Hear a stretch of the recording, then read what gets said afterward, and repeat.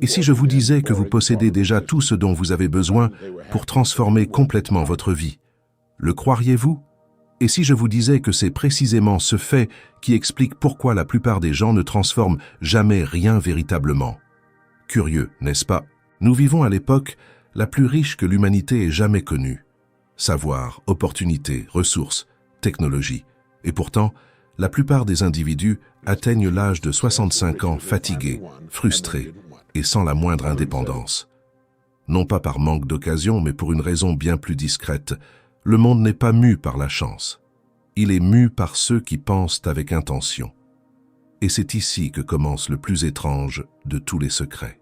Vous devenez ce à quoi vous pensez, non pas occasionnellement, mais ce qui occupe le premier plan de votre esprit chaque jour.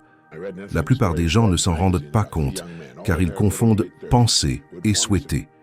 Un souhait est éphémère, la pensée est continue. Ce à quoi vous pensez de manière répétée devient une sorte de courant invisible qui dirige silencieusement votre vie, même lorsque vous croyez en avoir le contrôle. Quand j'étais jeune, j'ai vu des hommes se lever chaque jour, enfiler leur uniforme pointé et répéter la même routine pendant des années, persuadés de vivre, alors qu'en réalité, ils ne faisaient que reproduire des schémas. Non pas parce qu'ils étaient incapables, mais parce qu'ils ne se sont jamais interrogés sur ce qui occupait réellement leur esprit. Je vais vous confier quelque chose que je porte en moi depuis mon service dans la marine. Il y a eu un jour où ma vie aurait pu s'arrêter avant même d'avoir commencé. Je devais être à bord d'un navire qui fut détruit lors de l'attaque de Pearl Harbor. Beaucoup d'amis y étaient. Beaucoup ne sont jamais revenus. Et ce n'est pas pour moi un détail historique lointain. C'est un souvenir qui pèse lourdement sur mon cœur à ce jour. Ce matin-là, alors que je regardais la fumée s'élever et entendais le rugissement lointain, j'ai compris quelque chose qu'aucune salle de classe n'aurait pu m'enseigner. La vie est trop fragile pour être guidée par des pensées aléatoires. Quand j'ai réalisé que j'avais été épargné, je n'ai pas seulement ressenti du soulagement, j'ai ressenti un sens de responsabilité presque accablant. C'était comme si la vie disait « Vous êtes toujours là.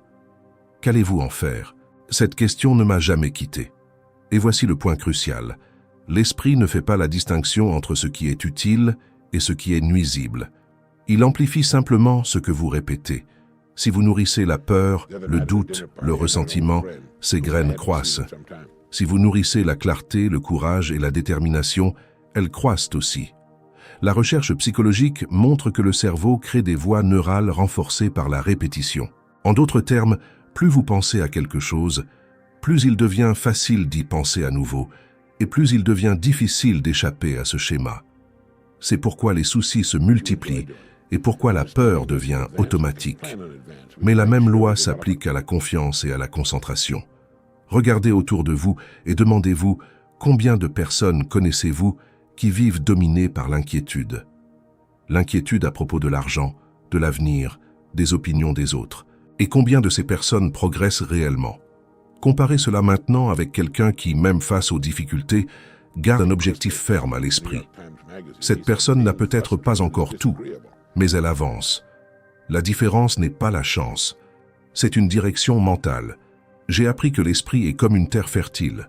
Peu importe si vous y plantez du blé ou des mauvaises herbes, il vous rendra ce qui y a été semé. Lorsque vous passez des heures à vous attarder sur ce qui pourrait mal tourner, vous semez l'anxiété. Lorsque vous passez du temps à imaginer clairement ce que vous voulez construire, vous semez une direction. Vous ne pouvez pas échapper à la récolte. Personne n'y échappe.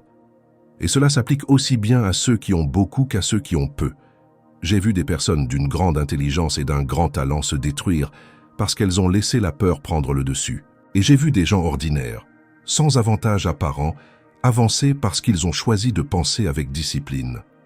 Avez-vous déjà remarqué à quel point il est plus facile de croire aux problèmes qu'aux possibilités? Cela n'arrive pas parce que le monde est négatif, mais parce que l'esprit non entraîné suit le chemin de la moindre résistance. La peur est rapide, la discipline est lente, et c'est pourquoi tant de gens abandonnent avant même d'avoir commencé. Mais voici la bonne nouvelle. Tout comme la peur peut devenir automatique, le courage le peut aussi. La différence réside dans la répétition consciente. Je vous mets au défi d'observer vos pensées pendant une journée entière. Sans essayer de les changer pour l'instant, contentez-vous d'observer. Combien de fois pensez-vous à l'échec? Combien de fois vous imaginez-vous réussir?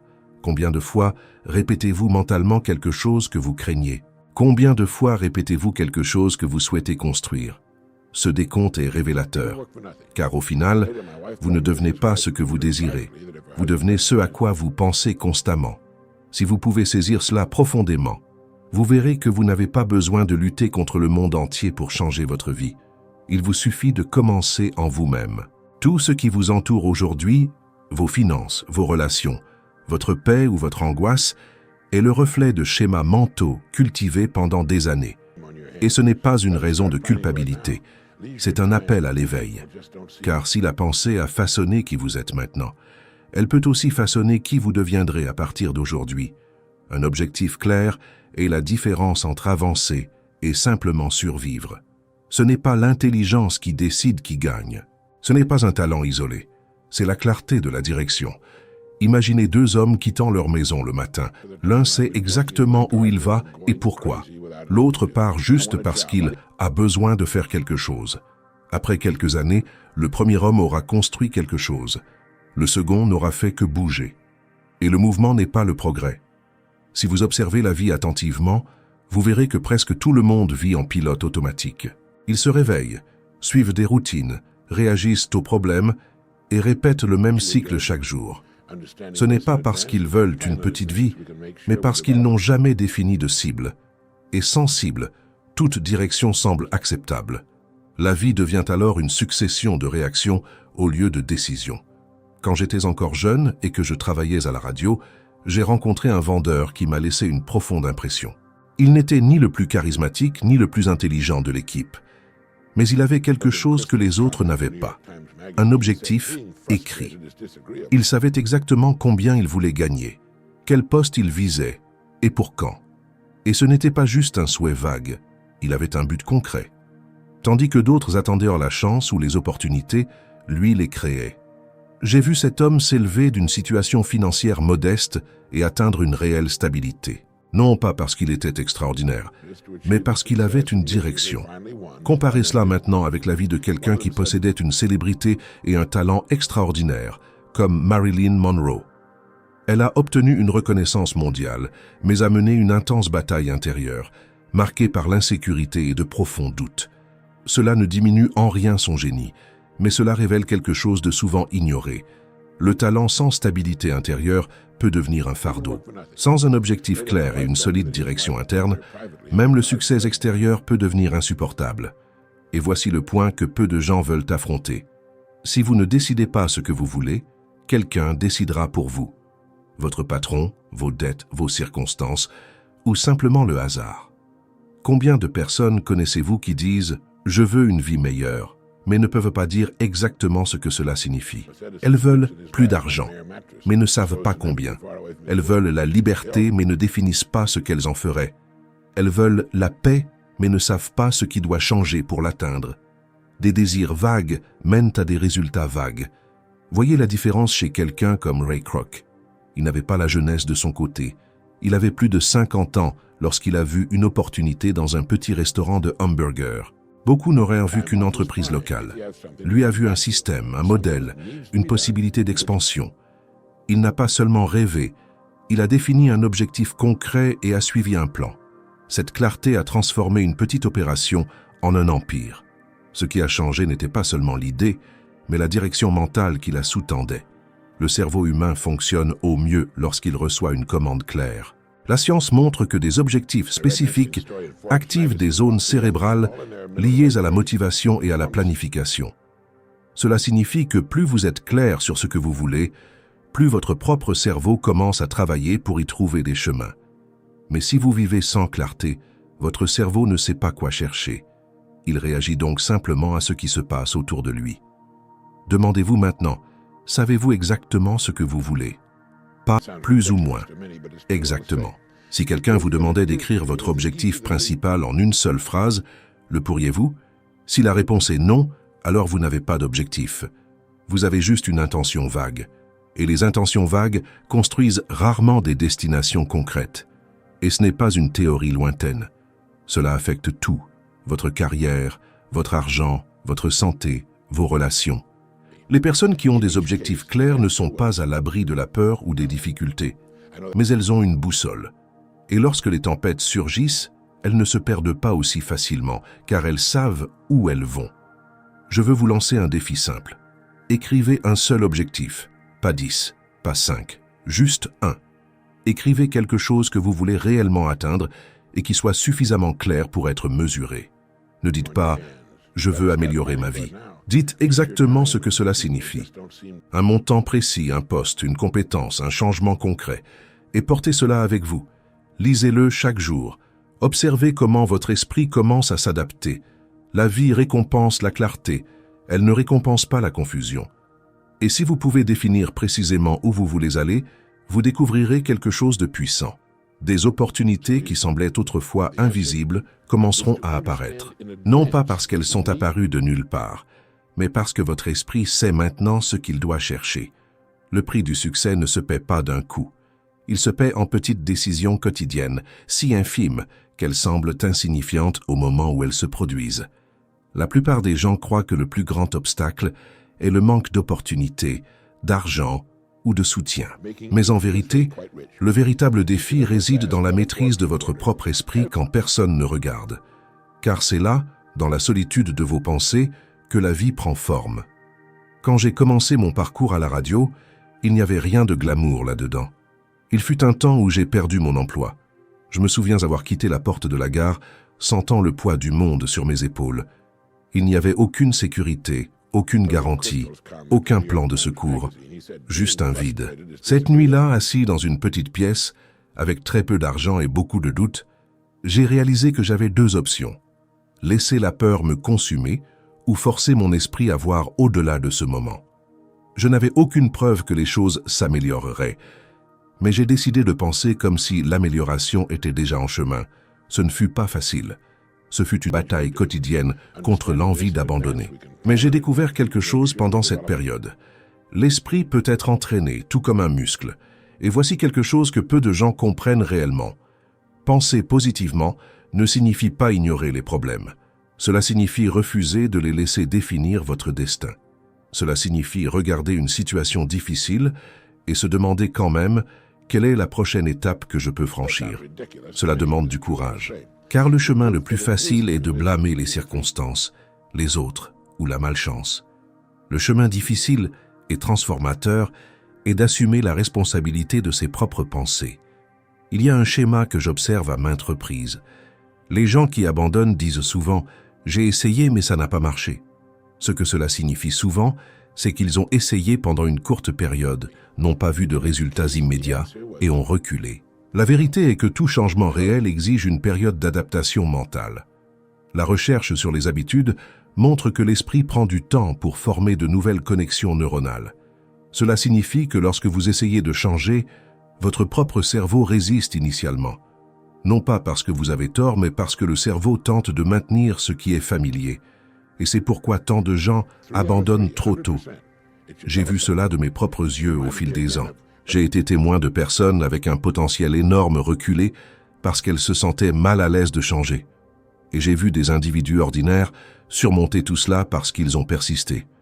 Prenez l'exemple de quelqu'un comme le colonel Sanders. Il n'a pas connu le succès jeune. Il a connu des échecs, des rejets et des portes closes à plusieurs reprises. Il aurait pu conclure qu'il était trop tard, mais il a choisi de continuer. Et ce fut précisément cette persévérance qui l'a amené à créer quelque chose qui est devenu connu dans le monde entier. Ce n'était pas de la chance, ce fut un refus d'accepter la défaite comme définition finale. Et voici une vérité troublante. L'échec n'est généralement pas un effondrement dramatique. C'est une lente érosion causée par des pensées répétées de doute. Chaque fois que quelqu'un se dit « cela ne marchera pas », il renforce cette voix. Et chaque fois qu'il dit « je vais continuer », même sans savoir exactement comment, il renforce le contraire. La direction de votre vie est déterminée par la voie que vous choisissez de nourrir. Maintenant, réfléchissez un instant. Combien de fois avez-vous abandonné quelque chose non pas parce que c'était impossible, mais parce que l'inconfort semblait trop grand? Combien de fois la peur a-t-elle parlé plus fort que le désir? Si vous observez honnêtement, vous réaliserez que la bataille n'a jamais été avec le monde extérieur, mais avec votre propre esprit. Par conséquent, Je propose un défi simple mais puissant. Pendant 30 jours, disciplinez vos pensées. Chaque fois qu'une pensée négative surgit, remplacez-la immédiatement par une image claire de votre objectif. N'attendez pas d'en avoir envie. Agissez malgré l'inconfort. Faites plus que ce qui est attendu de vous. Non seulement le strict minimum pour survivre, mais le maximum que vous pouvez pour avancer. Et ce faisant, économisez une partie de ce que vous gagnez, même si c'est une petite somme. Ce geste simple crée un sentiment de progrès, et le progrès alimente la confiance. Cela peut sembler insignifiant, mais rappelez-vous, ce n'est pas l'intensité d'un seul acte qui transforme la vie, mais plutôt la constance de petites actions répétées. L'esprit apprend par la répétition. Et lorsque vous insistez pour penser et agir dans la bonne direction, même lorsque vous ne voyez pas de résultats immédiats, quelque chose commence à changer. D'abord à l'intérieur, puis à l'extérieur. En fin de compte, le prix du succès n'est pas payé par une souffrance extrême ou des sacrifices impossibles. Il est payé par une discipline silencieuse. Il est payé lorsque vous choisissez d'agir malgré la peur. Il est payé lorsque vous continuez même sans garantie. Et si vous êtes prêt à payer ce prix, vous découvrirez que le coût de la discipline est toujours inférieur au fardeau du regret. La loi de la vie est simple et inflexible. Vous récoltez ce que vous semez. Et ce n'est pas une belle métaphore, c'est un mécanisme réel aussi constant que la gravité. Si vous semez des pensées confuses, vous récoltez la confusion. Si vous semez la peur, vous récoltez l'hésitation. Si vous semez la direction, vous récoltez le progrès. Ce qui rend cela si puissant, c'est que l'esprit ne juge pas ce que vous y mettez. Il ne fait que le multiplier. Tout comme la terre rend exactement ce qui est semé, l'esprit rend exactement ce que vous cultivez en lui quotidiennement. Cela s'applique à votre carrière, à vos finances, à votre santé et à vos relations. Il n'y a pas d'exception. Je compare toujours l'esprit à un champ fertile. Imaginez un agriculteur qui place des graines dans le sol. Il ne reste pas assis à attendre du maïs quand il a planté des mauvaises herbes. Il sait que la récolte correspond à la plantation. Pourtant, je vois des gens semer le doute, nourrir le ressentiment, rejouer mentalement leurs échecs, et ensuite, ils se demandent pourquoi leur vie semble stagner. La loi n'a pas échoué. Les semis ont simplement été faits sans conscience. Il y a une autre partie de cette loi que peu comprennent. Vous ne recevez pas avant de donner. Beaucoup de gens veulent la sécurité avant de prendre des risques, veulent une récompense avant l'effort, veulent la confiance avant d'agir. Mais la vie fonctionne à l'inverse. Vous agissez d'abord, croyez d'abord, servez d'abord. Ce n'est qu'alors que le retour apparaît. Ce principe est aussi constant que toute loi physique, et ce n'est pas de la philosophie creuse, c'est le vrai fonctionnement de la vie humaine. Considérez quelqu'un comme le colonel Sanders. Il n'est pas né avec une cuillère en argent. Il n'a pas commencé jeune. Il n'avait pas d'avantages évidents. Pendant des années, il a fait face à des portes closes, des rejets et des difficultés. Beaucoup auraient interprété ces barrières comme un signe d'échec. Il a choisi de les interpréter comme faisant partie du voyage. Il a continué à présenter son idée, à ajuster son approche, refusant d'arrêter. Et finalement, il a transformé quelque chose de simple en un symbole mondialement reconnu. Qu'est-ce qui a fait la différence? Il n'a pas permis à ce qu'il voyait à ce moment-là de définir ce qu'il croyait possible. Il a semé la persévérance et a récolté l'expansion. Mais l'inverse est également vrai. Des individus talentueux et prometteurs échouent souvent non pas par manque de capacité, mais parce qu'ils laissent le doute prendre le contrôle. L'esprit humain, lorsqu'il est dominé par la peur, crée des justifications convaincantes pour abandonner. Et le pire, c'est que ces justifications semblent rationnelles. Ce n'est pas le moment. Je ne suis pas assez bon. C'est trop risqué. Ces phrases semblent logiques, mais elles sont simplement l'esprit qui essaie de préserver le confort. Et un confort prolongé se transforme en prison. Maintenant, il y a quelque chose d'essentiel qui doit être dit. Personne ne s'enrichit vraiment sans enrichir les autres. Le retour que vous recevez de la vie est proportionnel à la valeur que vous offrez. Il n'y a pas d'échappatoire à cette équation. Si vous voulez plus, vous devez servir plus, créer plus, livrer plus. L'argent, le respect, l'épanouissement, tout cela vient en conséquence de la valeur que vous générez. C'est pourquoi les gens qui cherchent uniquement à gagner sans contribuer finissent frustrés. Et c'est pourquoi ceux qui se concentrent sur la création de valeur récoltent inévitablement des récompenses. Je veux que vous réfléchissiez honnêtement. Qu'avez-vous semé? Car ce n'est pas ce que vous dites vouloir qui détermine votre récolte. C'est ce que vous pensez et faites réellement chaque jour. Si vous avez passé des années à cultiver la peur, ne vous blâmez pas, mais reconnaissez-le. La reconnaissance est la première étape pour changer vos semis. Et changer vos semis est le seul moyen de changer votre récolte. Et il y a un exercice simple qui peut transformer votre vie s'il est fait sérieusement. Prenez une carte et écrivez votre objectif principal dessus. Un seul, quelque chose de clair, de spécifique. Portez cette carte avec vous. Lisez-la au réveil, tout au long de la journée et avant de dormir. Ce n'est pas de la superstition, c'est un entraînement mental. En répétant cette vision, vous plantez constamment dans votre esprit ce que vous souhaitez récolter. Et l'esprit commence à chercher des moyens de le rendre réel. Pendant 30 jours, maintenez cette concentration. Et chaque fois qu'une pensée négative surgit, remplacez-la immédiatement par cette image claire. Vous reprogrammez un modèle. Et il y a quelque chose qui sous-tend tout cela, quelque chose que je veux que vous reteniez. Demandez, et cela vous sera donné. Cherchez et vous trouverez. Frappez, et la porte vous sera ouverte. Ce n'est pas seulement un enseignement spirituel, c'est une description précise du fonctionnement de l'esprit. Lorsque vous cherchez avec constance, vous trouvez. Lorsque vous frappez avec persistance, la porte bouge. Mais rappelez-vous, la loi est neutre. Elle ne choisit pas pour vous. Elle ne fait que répondre. Si vous semez l'indécision, vous récolterez la stagnation. Si vous semez la clarté, vous récolterez le progrès.